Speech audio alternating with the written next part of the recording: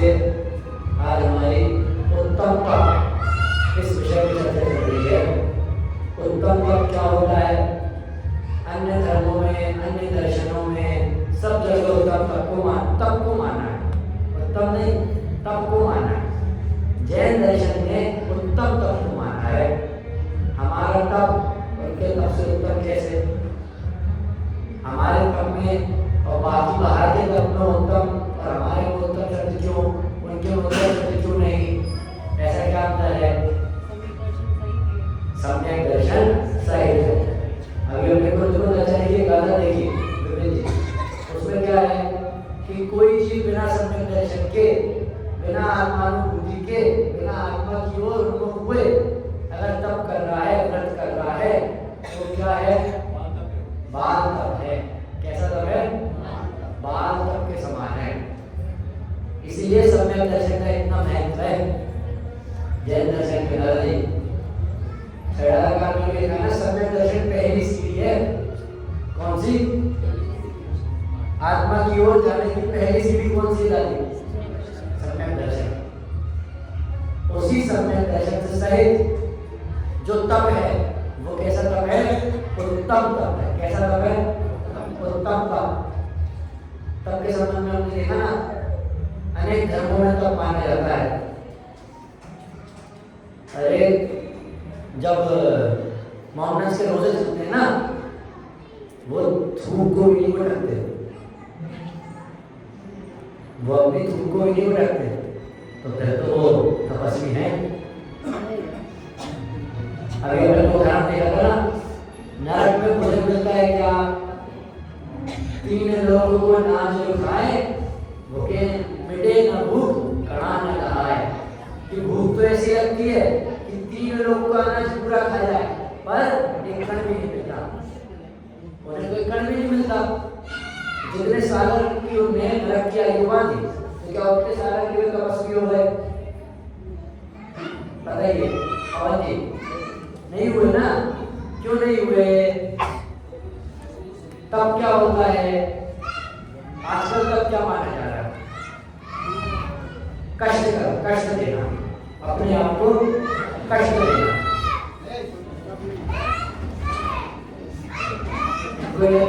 आप लोग बच्चों को इधर क्या उत्तम तप की बात कही, तब लोग क्या मान के बैठे हैं? तब क्या मान के बैठे हैं? बस अपने आप को कुछ ना कुछ करके कष्ट पहुंचाना, कठिन से कठिन चीज करना वो तप है। इसको तप मान के बैठे हैं। और उससे बड़ी बात, कुछ लोगों ने तप को मात्र कैसा मान लिया?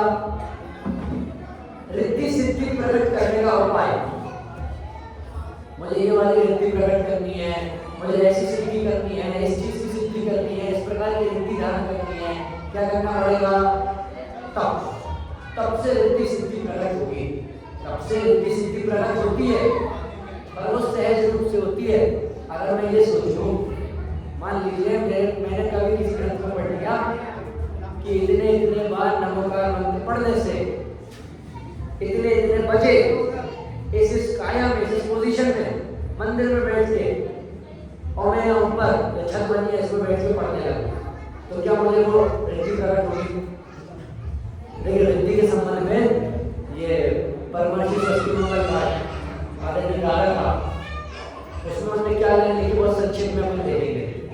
ज्ञानी तपस्वी मुनिवरों को रिद्धियां उपलब्ध हों, पर रिद्धियों की सिद्धियों पर रचना वे मुग्ध हो। ज्ञानी तपस्वी मुनिराजों को रिद्धियां प्रकट होती है। बाबूलाल जी, ज्ञानी तपस्वी जो मुनिराज है उन्हें अनेक अनेक प्रकार की रिद्धियां प्रकट होती हैं, पर उनको वो रिद्धि उन्हें सिद्ध नहीं करी। उन्हें चाह नहीं रखी कि मुझे रिद्धि मिल जाए, मुझे सिद्धि मिल जाए। कैसे? रिद्धियों की सिद्धि पर वे रचना भी मुक्त हो, उनसे उन्हें कोई मतलब नहीं पड़ता। वे तो निरंतर लीन रहते आत्मा के ध्यान में, आत्मा के चिंतन निज, आत्मा के ज्ञान में। अरे 64 रिद्धियों में 64 प्रकार की रिद्धि कही है ना मुनिराजों की। अरे 64 रिद्धियों में प्रथम केवल ज्ञान है। कौन सी है? केवल ज्ञान। दूसरी है मनाप्रलय, तृतीय भौतिक ज्ञान है। इत्यादि 64 रिद्धियां सब ज्ञान का विस्तार है। रिद्धियां क्या है? ज्ञान का विस्तार। रे ज्ञान के विस्तार का नाम आ है ना पार है। अन्य लौकिक सिद्धियों भी रिद्धियों से प्राप्त हो। जो लौकिक सिद्धियां होती है ना वो भी रिद्धि से प्राप्त होती हैं, पर मुनि वालों को उन सभी से नहीं कोई राग हो। पर मुनि वालों को उससे रंच मात्र भी राग नहीं रहता। लौकिक चीजों की भी रिद्धि से सिद्धि होती है, पर मुनिराज लौकिक चीजों के लिए वो रिद्धि प्रकट नहीं करते। वो तो रिद्धि प्रकट ही नहीं करते, वो अपनी आत्मा में भी इस प्रकार से होते हैं कि उनके ज्ञान का विस्तार इतना बड़ा हो जाता है कि वो रिद्धि उन्हें अपने आप प्रकट होती है। रिद्धि क्या बताई? ज्ञान के विस्तार का नाम रिद्धि है अशोक जी। हमारा ज्ञान जितना बड़ा होता जाएगा, हम जितनी चीजें जानते जाएंगे, उतनी रिद्धि हमें धारण होती जाएगी। ये मैंने इसलिए बताया क्योंकि लोग क्या मानते हैं, कुछ भी हमें चाहिए तो किससे होगा? तपस्या से। तपस्या को किसका सोर्स बना लिया? कुछ चाहने का। ये मिल जाए, वो मिल जाए। हर भैया इंस्टाग्राम वगैरह में वीडियो आती है ना, अगर तुम्हें ये करना है तो ऐसा करो, वैसा करना है तो वैसा करो। क्या शंभू कुमार रावण का बुआ को क्या बोलेंगे? उनकी बहन के लड़के को क्या बोलेंगे? भांजा। रावण का भांजा शंभू कुमार, उसकी मृत्यु कब हुई? जब वो बांस की लकड़ियों के अंदर बैठ के रिद्धि प्रकट कर रहा था। कौन सी रिद्धि? चंद्रहास। खड़क तलवार चाहिए थी उसे। तलवार होती विशेष प्रकार की। उसकी रिद्धि के, उसकी सिद्धि के लिए वो रिद्धि वहां प्रकट कर रहा था। वो भी क्यों कर रहा था? कुछ चाहने के लिए। ये तब को रिद्धियों से सिद्धियों से बहुत समय से जोड़ते आ रहे लोग, जो बहुत बड़ी मिथ्या मान्यता है। मुझे कुछ चीज चाहिए। हाँ, तलवार किसके हाथ में आ गई? उसके बाद लक्ष्मण के हाथ में। प्रकट कौन करना चाह रहा था? शंभू कुमार। आग किसके हाथ में गई? लक्ष्मण के हाथ में। रे ज्ञान के विस्तार का ना आर है ना पार है, और रिद्धियां सब क्या है? ज्ञान का विस्तार है। जैन ग्रंथों में, जैन आगम में हमें तप के संबंध में क्या जानने मिलता है? क्या जानने मिलता है? तत्वार सूत्र की ग्रंथ आप सब पढ़ते हैं ना, उसमें हमें 9 अध्याय सूत्र देखने मिलता है। तप स निर्जरा। क्या? तप स निर्जरा। निर्जरा का कारण किसको कहा? तप को। और निर्जरा मतलब क्या होता है भाभी जी? निर्जरा मतलब क्या होता है? कर्मों को झड़ा देना, कर्मों का झड़ जाना, सो निर्जरा। ये तो निर्जरा बता दिया आपने। तप क्या होता है? तप के संबंध में कहाँ आता है? इच्छा निरोधस तपः। क्या ये कहाँ आया है? कहाँ है? इच्छा निरोधस तपः। तत्वार सूत्र में नहीं आया। हमें ऐसी भ्रांति हो गई आजकल कि किसी ने कोई सूत्र बोला तो कहाँ का होगा? तत्वार सूत्र का होगा। धवला पुस्तक जो वीर सेन स्वामी द्वारा रचित है ना, का धवला पुस्तक 4वीं का 13वां खंड जो है, उसमें आप लोग देखेंगे तो उसमें सूत्र आपको मिलेगा। कौन सा? इच्छा निरोधस तपः। इच्छा के निरोध को तप कहते हैं। तो हमने क्या कर लिया? अपनी इच्छा प्रकट करना, अपनी इच्छा को धारण करना, ये चाहिए वो चाहिए तो तप करो। बिल्कुल विपरीत कर दिया उसका अर्थ। क्या है तप का मतलब? इच्छा का विरोध करना। तो हमने क्या बना लिया, कुछ चीज चाहिए तो तप करो, तपस्या करो। दाल में काला नहीं है, दाल ही पूरी काली है। क्या होता है असली तप, क्या होता है, क्या होता है असली तप? चैतन्य का तपना सो असली तप है। हम शुरुआत के दिनों में उदाहरण दे रहे थे ना, जब तक सोने पे 16 काम नहीं पड़ती, गरम करके सोने को जब तक 16 बार नहीं पीटा जाता तब तक वो सोना नहीं बनता। चैतन्य को तपाना। अभी आप कह रहे थे कि अपने आप को कष्ट नहीं पहुंचाना है। अभी आपने बोला तब मतलब क्या, कष्ट नहीं पहुंचाना। कष्ट पहुंचाना तब नहीं है, तब कब है, जब अंदर में आनंद आए, तब कब है। अपने आप को कष्ट पहुंचाना तब नहीं है। तब के बारे में हमें जैन ग्रंथों में कहाँ पढ़ने मिलता है वो तो हमने देखा। क्या क्या पढ़ने मिलता है वो अभी हम तत्वाल सूत्र जी के आधार से लिखेंगे। तत्वाल सूत्र जी में 9वां अध्याय, 9वें अध्याय में हम जाएंगे तो हमें अंतरंग बहिरंग तब के ऐसे भेद देखने मिलेंगे। तब कितने प्रकार के हमने विधान पढ़ा था ना, 12 कितने 12 प्रकार के तप होते हैं। अच्छा, और एक चीज तब के संबंध में पूजाकार ने क्या लिखा है वो आपको बताना था मुझे। तब चाहे सुर राय कर्म शिखर को वज्र है, 12 विधि सुखदाय क्यों न करे निज शक्ति सम। क्या? तप चाहे सुर राय कर्म शिखर को वज्र है। कैसा है कर्म रूपी शिखर पे? वज्र के समान है। सबसे शक्तिशाली शरीर किसका होता है? तीर्थंकर का। कैसा? वज्र के सब नारक शरण वाला। चाह के भी उनको कोई दुख दर्द नहीं पहुंचा सकता। तो कर्म रूपी पर्वत के लिए तब को क्या बोला? वज्र के समान है ये तप, कर्म रूपी पर्वत के लिए। किसके समान था ये? वज्र के समान। पूजा करने बोला ये और क्या? 12 विधि सुखदाय। 12 प्रकार से तप होता है। 12 प्रकार की विधि से। विधि कैसी है? सुखदमयी। क्यों ना करे निज शक्ति सम, अपनी शक्ति अनुसार क्यों नहीं कर रहे हो, करो। क्या बोला उन्होंने? सुखदाय, सुख का प्रदाता है। तब कैसा है? सुख का प्रदाता है। अब देखिए 12 कितने 12 प्रकार का तप होता है। उसके 2 भेद हैं।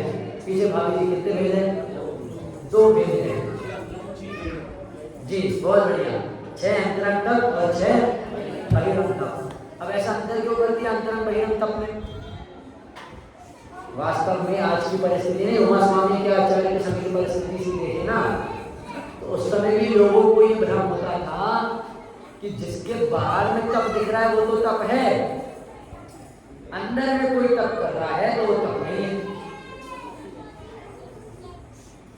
मुझे एक बात बताइए, आप लोगों की नजरों में जिसने 10 दिन एकासन करा या 10 दिन उपवास करा वो ज्यादा बड़ा तपस्वी, या जिसने 10 दिन में 10 घंटे मतलब 1 दिन 1 घंटे स्वाध्याय करा, ध्यान करा, वो ज्यादा बड़ा तपस्वी कौन है?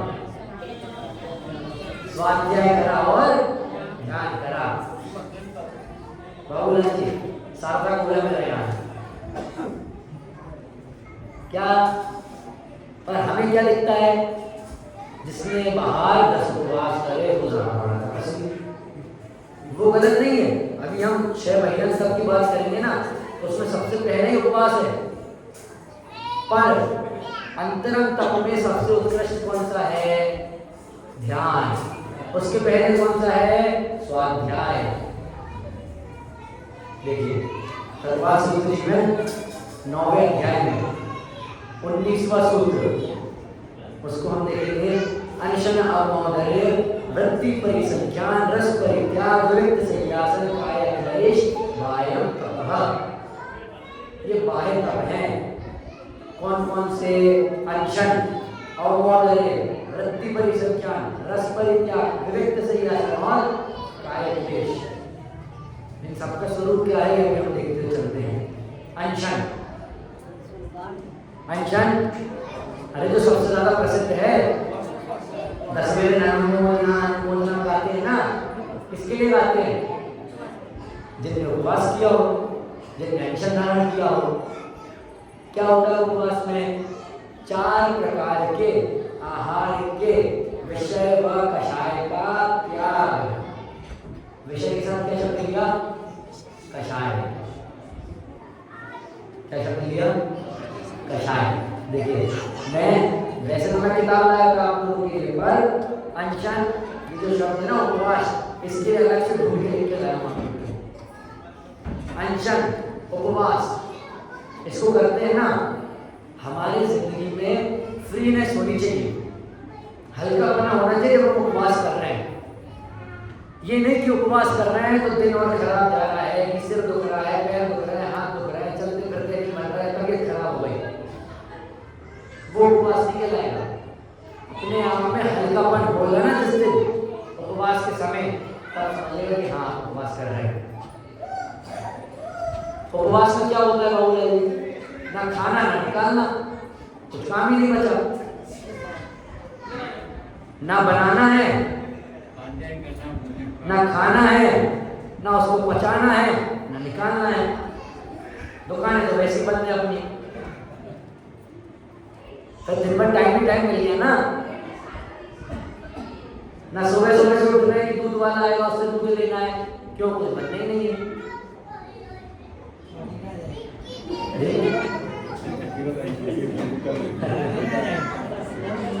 क्या कुछ करना ही नहीं है? अगर हमने उपवास धारण किया है, इसका मतलब दिन के 80% काम हमारे काम हो गए। कैसे? सुबह से सब्जी लेने जाना, ला के सब्जी को धोना, फिर उन्हें शोधना, फिर उन्हें अच्छे से पकाना, फिर थाली लगा के खिलाना, खाना, ये सब काम कम हो गए। फिर खाने के बाद उसको पचाना, इधर उधर घूमना, फिर पचाने के बाद निवृत्त होना, ये सब चीजों से बच गए ना। दिन भर में टाइम मिल गया। और किसी उपवासी व्यक्ति से पूछा कि भैया उपवास था, क्या करा? अरे कुछ काम नहीं था दिन भर, दुकान बाहर से बंद थी, अंदर वाला गेट खोला, पूरी दुकान जमा दी, एक रैक साफ कर दिया, उसमें बहुत टाइम था, किचन की पूरी सफाई कर दी, अलमारी के कोने कोने साफ कर दिए, डब्बे बदल दिए। आज तो बहुत टाइम का साफ, अलमारी जमा दी, सुबह से पूरे कागज एक से रख दिया, अलमारी पूरी एक से जमा दी। इसके लिए दिया गया उपवास। अलमारी जमाना, किचन साफ करना, इसके लिए दिया था क्या उपवास? उपवास क्यों लिया था? अगर मैं उस समय फ्री हूं तो मुझे क्या करना है? स्वाध्याय। क्या करना है? स्वाध्याय। वहां क्या करते हैं? कोई अलमारी जमा रहा है, कोई दुकान जमा रहा है, कोई किचन जमा रहा है, कोई बोर्ड वगैरह में बैठ के बोलने लगे कुछ, नहीं तो फोन ही चल रहा है दिन भर। उपवास में हमें करना क्या है? उपवास को हम तोड़े ना, उपवास शब्द को क्या होता है? उप प्लस वास। उप मतलब क्या होता है? नजदीक, समीप, और वास मतलब रहना। उप मतलब क्या? नजदीक। उप मतलब भाभी जी, अधिकतर महिलाओं की ओर देखें तो उनको ज्यादा उपवास आदि क्रियाओं में रुचि होती है। आप लोग बुरा नहीं मानना। एक बात समझ लीजिए, उपवास को अलग तोड़ो, दो शब्द, उप और वास। उप मतलब नजदीक और वास मतलब रहना। नजदीक क्या? आत्मा। नजदीक क्या? आत्मा के नजदीक रहना सो उपवास है, ना किसी खाना पीना छोड़ना। मात्र खाना पीना छोड़ना उपवास हो रहा होता, 2-3 उदाहरण देखिए ना मेरे तो बनने। वो गरीब जिसको खाना नहीं मिला सुबह से, रात को एक रोटी नहीं खाई, एक चावल का दाना नहीं खाया, तो क्या उसने उपवास धारण कर लिया? क्या वो तपस्वी हो गया? और अगर मैंने दिन में 4 बार खाना भी खाया, ये नियम लिया कि सिर्फ 4 बार खाऊंगा, 5वीं बार जीवा पे कुछ नहीं रखूंगा, और दिन में 6 बार स्वाध्याय किया, ये ज्यादा बढ़िया है कि दिन भर खाली बैठे रहना और कुछ नहीं खाना, वो ज्यादा बढ़िया है। मैं ये नहीं कह रहा हूँ कि उपवास करना छोड़ दो, मैं जिस प्रकार से आपको बता रहा हूँ ना, उपवास तो करो, वो तो श्रेष्ठ चीज है, अभी आने वाली है। पर उपवास में खाली समय जो निकल के आ रहा है, जो फ्री समय निकल के आ रहा है, उसमें क्या करना है? स्वाध्याय, ज्ञान, अध्ययन। संजीव जी है ना, संजीव कुमार जी बोला, वो स्वाध्याय के ऊपर एक बहुत अच्छा उदाहरण दिया करते हैं। क्या? जिस प्रकार ये उदाहरण उन्होंने प्रसंग में दिया था। प्रसंग ये था कि हमारे 3rd ईयर के जो सीनियर थे वो पास आउट हो रहे, उनका दीक्षांत समारोह चल रहा था, विदाई समारोह। तो उसकी उन्होंने ऐसी सजावट रखी थी कि यहाँ पे पत्थर बन के आए और मूर्ति बन के निकल रहे हैं। जयपुर में मूर्तियां बहुत बनती है ना, तो ऐसी उन्होंने एक थीम रखी थी। तब उन्होंने सारे हमारे 3rd ईयर के सीनियरों से क्या बोला? बहुत से लोग ऐसे होंगे जिनने सोचा होगा कि अब हम पूरी मूर्ति बन गए, अब हम पूरी मूर्ति बन गए, पर उस मूर्ति का भी दिन में एक बार प्रक्षालन अवश्य होना चाहिए। क्या? दिन में एक बार प्रक्षालन अवश्य होना चाहिए ना। हम लोगों ने 10 दिन सुन लिया, अब तो भैया अगले साल 10 दिन सुनेंगे, अब दुकानदारी देखने दो, कोई मतलब नहीं है। मूर्तियों के साथ कैसे करते हो? क्या हफ्ते में एक दिन अच्छे से प्रक्षालन कर लिए, फिर अगले हफ्ते देखो, प्रतिदिन करते हैं ना। अरे तो उसी प्रकार इस आत्मा रूपी मूर्ति का भी ज्ञान रूपी जल से प्रक्षालन करो ना, क्यों नहीं कर रहे? क्या बोला उन्होंने वहां? बहुत से बच्चों को लग रहा होगा कि 3rd ईयर हो गया, पढ़ाई पूरी हो गई, हम पूरी मूर्ति बन गए, चलो अब यहाँ से खत्म हो गई जितनी पढ़ाई होनी थी, अब तो ज्ञानी हूं मैं। अरे दिन में एक बार स्वाध्याय तो फिर भी करना चाहिए, बंध जाओ। हाँ, ये शब्द बोलूंगा मैं, बंध जाओ। दिन में 5 मिनट अगर निकल रहा ना भाभी, 5 मिनट, तो उसमें स्वाध्याय कर लो, वो ज्यादा उत्कृष्ट कार्य है। 10 लक्षण में समय बच रहा है हमारे पास, नहीं करना 1 घंटे स्वाध्याय नहीं लगता मन, ठीक है 10 मिनट कर लो, 15 मिनट कर लो, आधे घंटे कर लो, तो चलिए अपन इसकी ओर चलते हैं जो हमारे अंतरम और बहिरम तप है। बहिरम तप सबसे पहला कौन सा? अनशन। अनशन के संबंध में अभी हमने चर्चा करी ना। अनशन मतलब क्या? भोजन आदि त्यागना और उस त्याग के समय स्वाध्याय की ओर आगे बढ़ना। अवमोदर्य, जिसको पूर्णोदर भी बोला जाता है। पूर्णोदर, जितनी भूख हो उससे आधा खाना और दिन में 1 बार खाना। कितनी बार? 1 बार। कैसा? भूख से कम, आधा। कई लोग होंगे एक आसन करते होंगे, अगले 2 दिन का खाना एक ही टाइम में खा लेते हैं। अरे शाम को नहीं खाऊंगा, लाओ 1 और रोटी लाओ। जो मिठाई शाम को बनाने वाली हो मम्मी, वो सुबह भी बना देना, शाम को तो एक आसन है ना मेरा। जय जी है 16 आइटम चाहिए। असली में अवमोदर्य क्या होता है? अवमोदर्य क्या होता है?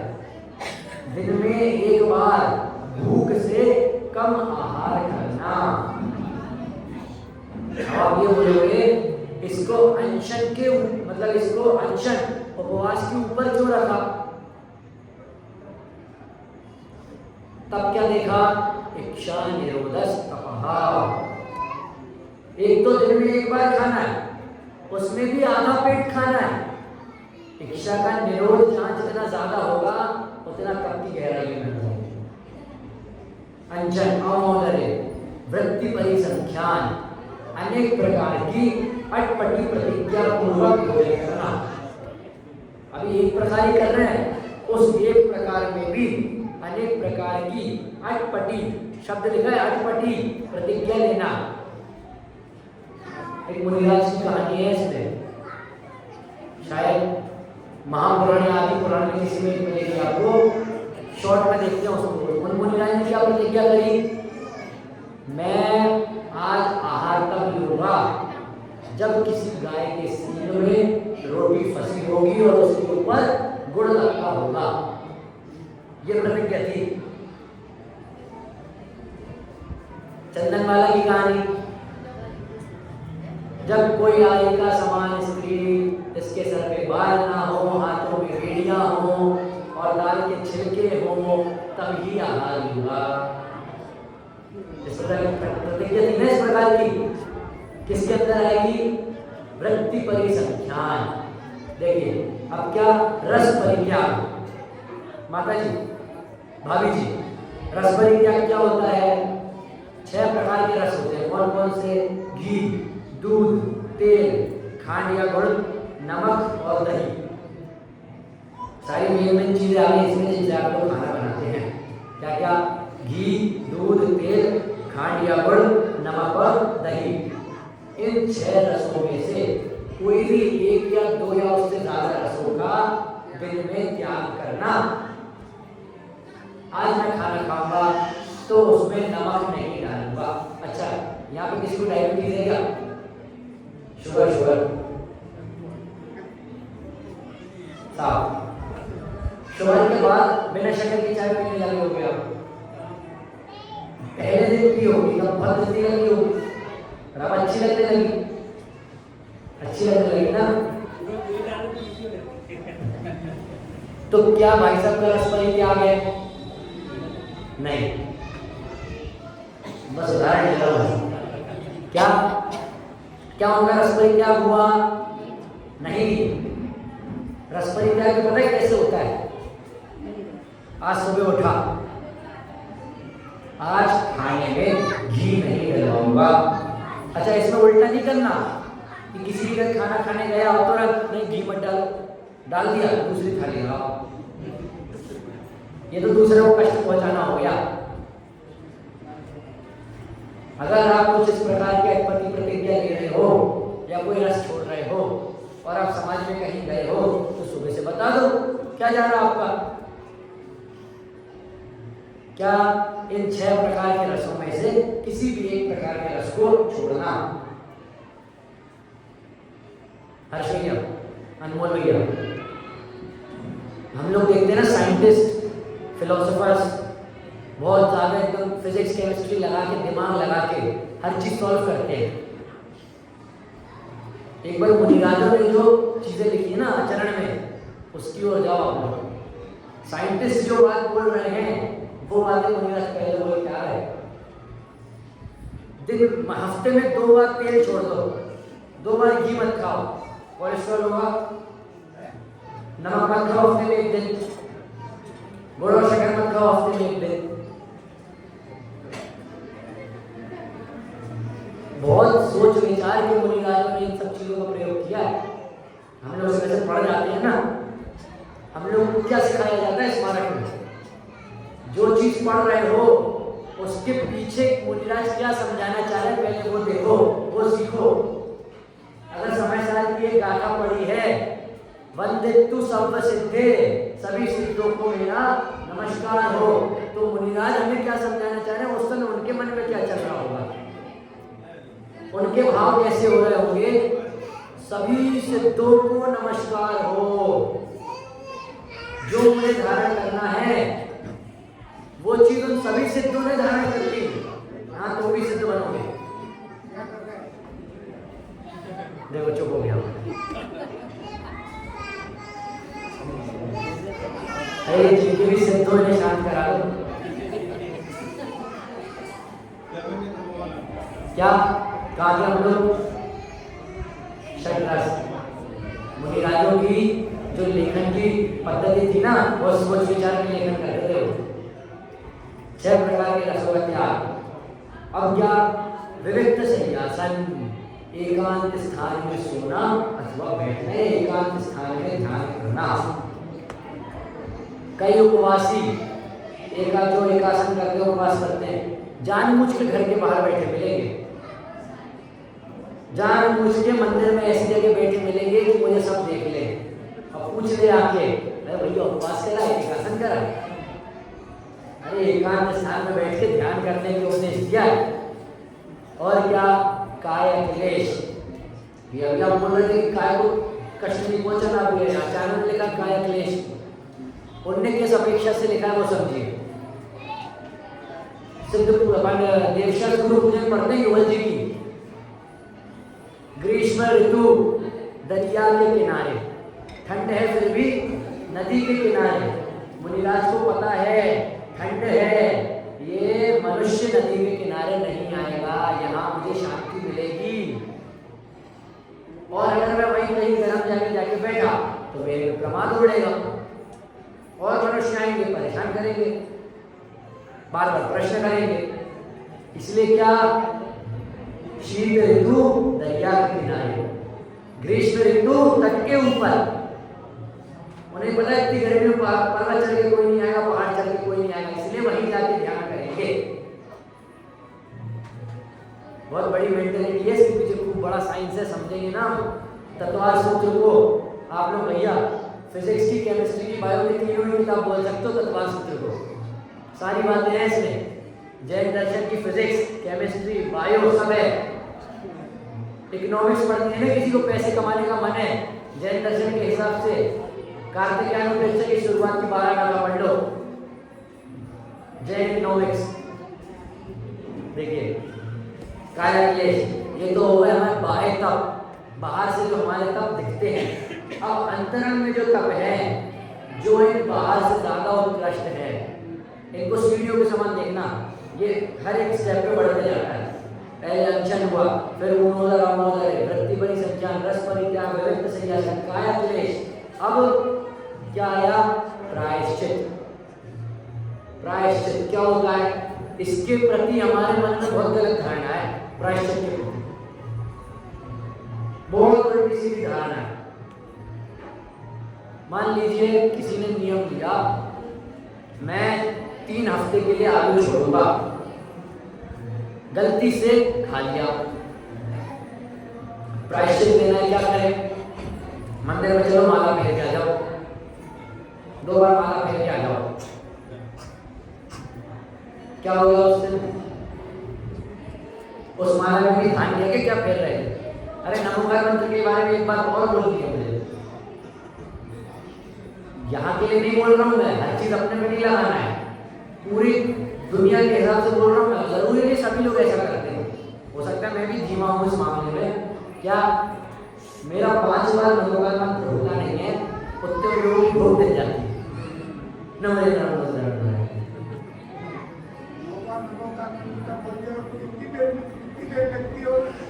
हाँ, 9 बार नमोकार मंत्र अगर आप सही से पढ़ो तो कितनी देर लगनी चाहिए?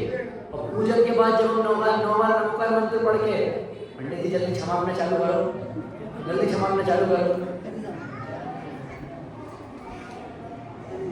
यहाँ 3 बार 5 बार हो पाता, उतने में लोगों की भोग मिल जाती है।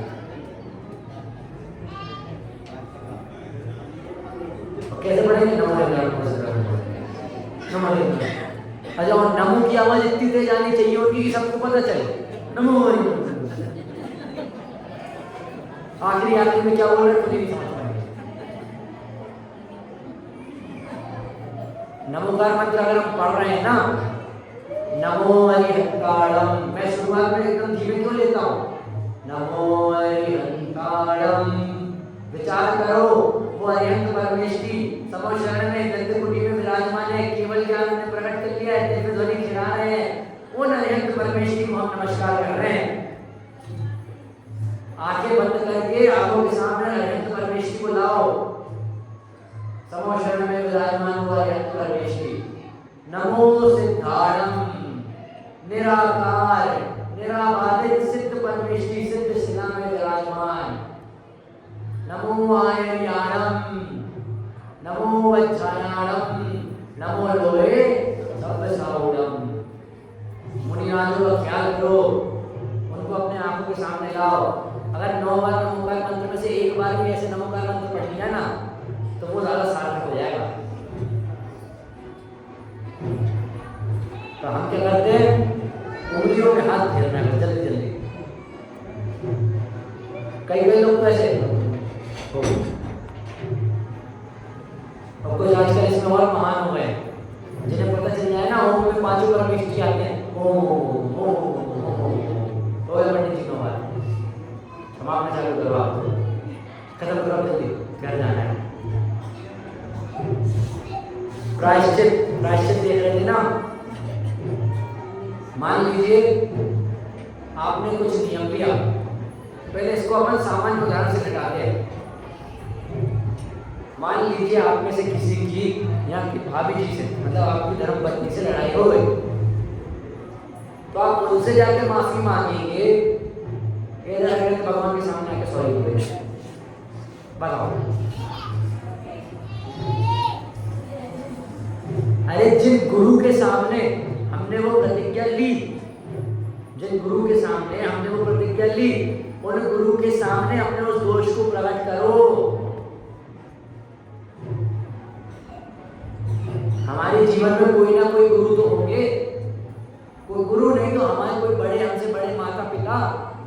मुनिराजों की बात अलग है, तो आचार्यों के सामने अपने दोष प्रकट कर देते हैं और करते ही हैं, उनकी खासियत है। प्रायश्चित संबंध में मुनिराज के संबंध में क्या कथा मिलती है। एक मुनिराज से कुछ दोष हो गया था आहार लेते समय। उन्होंने 2 से 3 दिन तक डर के कारण आचार्य को नहीं बताया। चौथे दिन जाकर उन्होंने बताया आचार्य को कि आचार्य मेरे से इस प्रकार का दोष हो गया था, मुझे इसका प्रायश्चित दे दीजिए। उन्होंने कहा इसका प्रायश्चित मैं नहीं दे सकता, इस संघ के इन मुनिराज आचार्य से जाकर आप पूछो। वो वहां पे गए, उनने भी यही बोला कि आप इनका प्रायश्चित मैं नहीं दे सकता, दूसरे संघ के पास जाइए, तीसरे संघ के पास, चौथे संघ के पास, 5वें संघ के पास। जब छठे संघ के पास गए तो उन मुनिराज ने क्या बोला कि वापस तुम तुम्हारे संघ के मुनि आचार्य के पास जाओ, वो तुम्हें प्रायश्चित देंगे।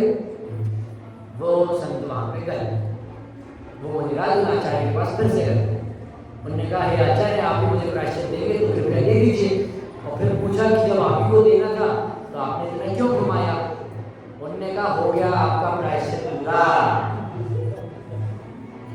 जो दोष छुपाने में 3 से 4 दिन लगाए, अब उसी दोष का प्रायश्चित अलग अलग 7 संघ के मुनिराजों के आचार्यों के सामने प्रकट करके आए हो। ये हो गया तुम्हारा प्रायश्चित पूरा। ये होता है प्रायश्चित। हम क्या मानते हैं प्रायश्चित? कुछ व्रत नियम लिया है पहले से, अरे मैंने व्रत ले लिया, कुछ हो गया तो प्रायश्चित कर दूंगा, प्रायश्चित कल ज्यादा अभिषेक कर दूंगा भगवान, प्रायश्चित ले लूंगा। अरे मैंने 3 दिन के लिए चीज छोड़ी थी, खाली, कोई बात नहीं, अगले जाके एक माला खरीद के जाता हूँ, फिर छूटे गिनती में आ जाएगा। प्रायश्चित विनय, विनय क्या? ज्ञान आदि का भगवान पूज्य पुरुषों का आदर, अर्थात आचार्य अरिहंत सिद्ध, पंच परमेष्टि और पंच परमेष्टि से भी ऊपर क्या? अपनी शुद्ध आत्मा के प्रति विनय, वो तो धारण करना है।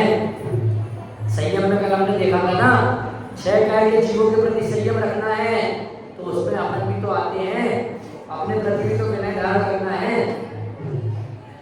विनय के बाद वैयावृत्त, वैयावृत्त के संबंध में भी आजकल बहुत ही ज्यादा मिथ्या कल्पना फैल रही है। क्या होता है असल वैयावृत्त? मुनिराजों को अगर तप करने में किसी प्रकार से कोई बाधा आ रही है तो उस बाधा को दूर करना, वो होता है असली वैयावृत्त। अब मैं ज़्यादा उसका विश्लेषण यहाँ से नहीं करूँगा। क्या वैयाव्रत क्या सिर्फ बाहर से करना है कि हमारी आत्मा का भी करना है? बताइए भाभी जी, वैयाव्रत सिर्फ बाहर के शरीर का करना है कि अपनी आत्मा की भी करना है? आत्मा की भी वैयाव्रत करनी है। आत्मा को अगर स्वाध्याय के समीप जाने में कोई दिक्कत आ रही है तो उसको भी दूर करना है। व्युत्सर्ग क्या होता है? व्युत्सर्ग देखिए, व्युत्सर्ग को इन्होंने और विशेष रूप से समझाया है। दो प्रकार से व्युत्सर्ग लिया है, बाह्य व्युत्सर्ग और अभ्यंतर व्युत्सर्ग। बाह्य व्युत्सर्ग क्या होता है? आत्मा से भिन्न पुत्र, स्त्री, मकान आदि सभी को छोड़ देना, ये हो गया बाह्य व्युत्सर्ग। और अभ्यंतर क्रोध रूपी, कषाय रूपी सारे परिणामों को छोड़ना, ये हो गया अभ्यंतर व्युत्सर्ग। मतलब एक लाइन में देखें तो हर पदार्थ से अपना ममत्व हटा देना, ये मेरा है, ये मेरा है, ये मेरा है, इस प्रकार का ममत्व भाव हर पदार्थ से हटा देना। उसके बाद क्या? ध्यान। देखिए, व्युत्सर्ग के बाद क्या आया? ध्यान। ध्यान के कितने भेद गिनाए हैं वाणी में? 5। कौन कौन से? ध्यान के 5 भेद कौन कौन से? देखिए, ध्यान में अपने सूर्य स्वाध्याय, अभी अपने पीछे स्वाध्याय रह गए क्या? हाँ, स्वाध्याय रह गए, वैयावृत्ति उसके बाद स्वाध्याय, वही स्वाध्याय रहेगा। स्वाध्याय के 5 भेद गिनाए हैं। कौन कौन से? वाचना, दक्षिणा, अनुप्रेक्षा, आमना और धर्मोपदेश। वाचना क्या होता है? वाचना क्या होता है? पढ़ना। किसको पढ़ना? शास्त्रों को पढ़ना, विकथाओं भी शास्त्रों को नहीं, पढ़ना। वाचना अर्थात पढ़ना, प्रश्न अर्थात पूछना।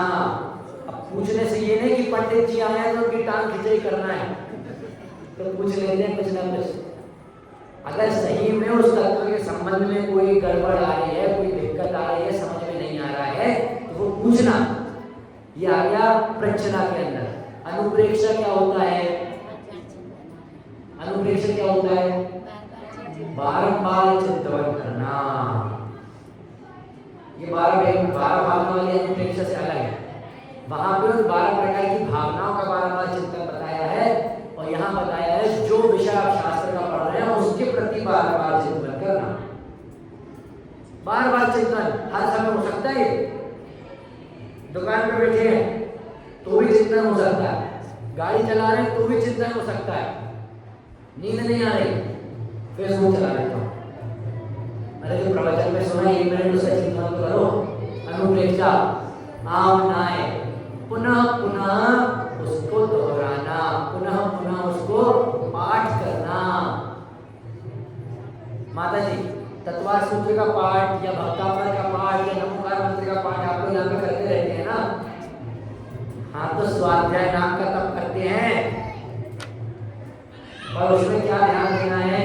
सिर्फ उसको रटना नहीं है, नमो निधान, नमो सिद्धार्थ, नमो आय, नमो जन, नमो निधन, ऐसे नहीं, उसका मतलब समझ के पढ़ना है। फिर क्या? धर्मोपदेश उसके आखिरी में आया। क्या? पढ़ लिया, पूछ लिया, बार बार चिंतन कर लिया, उसको बार बार पढ़ लिया, फिर उसके बाद धर्मोपदेश। कल गाथा ली थी ना, एग्जाम्पल भी लिया था कि पहले खुद की सहायता, आद हिडम कालवम, यदि सत्करी पर हिडम की कालवम।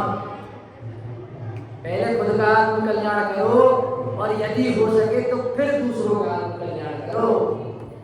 तीर्थंकर दीक्षा लेते हैं, उससे दिव्य ध्वनि वाले कितने दिन तक मौन रहते हैं।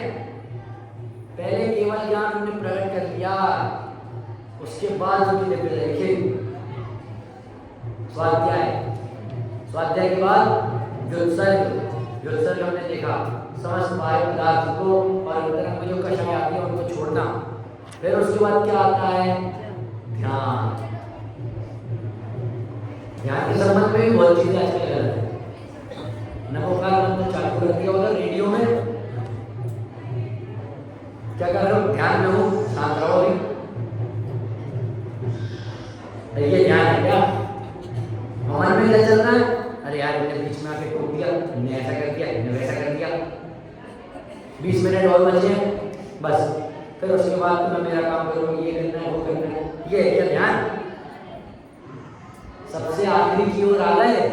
स्वाध्याय में आत्मा के प्रति हमने पढ़ा, व्युत्सर्ग में उसको पढ़ने के बाद जो पढ़ा, जो चीज छोड़ने योग्य उसको छोड़ी, धारने योग्य धारण करी, और ध्यान में जो धारण करने योग्य आत्मा है उसका निरंतर ध्यान करा। क्या ध्यान में क्या करना है दादी जी? जो पढ़ा है उसका ध्यान करना कि वो पढ़ा मैंने किसके बारे में है? अपनी आत्मा के बारे में।